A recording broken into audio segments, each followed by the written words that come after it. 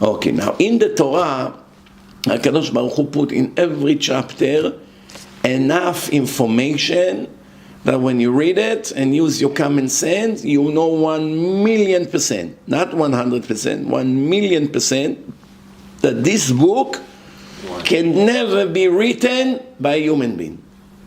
Once you know that, you know the creator of the world wrote this book, it changed the entire game. Because until now, everything you did in religion, you had to force yourself. How do I know I'm not wasting my life? How do I know I'm not wasting my time? Just because I believe that my parents told me a story that we are religion for decades and this, how do I know it's not a mistake? Everything in my life, allowed, not allowed, you should do, you should not do. It's also very expensive to buy, to do, to donate. All of that, maybe in the end I'm going to find out that was all nonsense. Just some fairy tales. The answer is, this cannot be. Because once you read the Torah, and if it's hard for you to think, then you have people like me that wrote a book and show you all the proofs, one after the other, and explain it in an easy language. And everyone that reads it knows 100% that this is the book of God. One of the ways to know is the prophecies.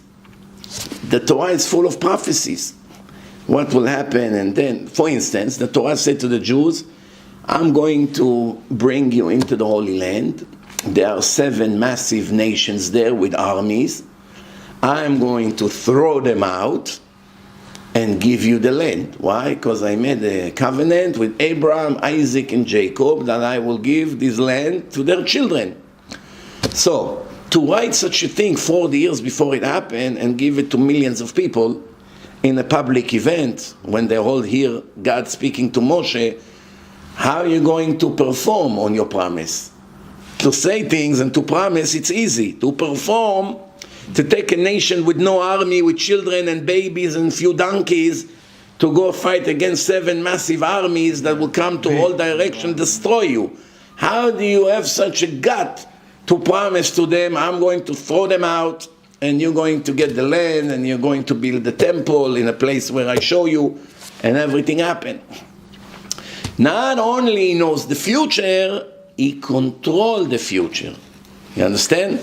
Not only that, he actually controls the future.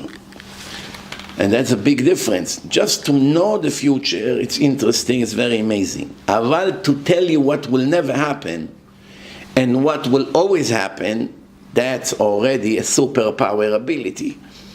So once we see in the Torah, there are hundreds of examples. The Torah took a huge risk. The Torah promised things in the world that will never ever happen. Once we read that, we know that that's it. Now we understand what God meant. You should know I'm your God.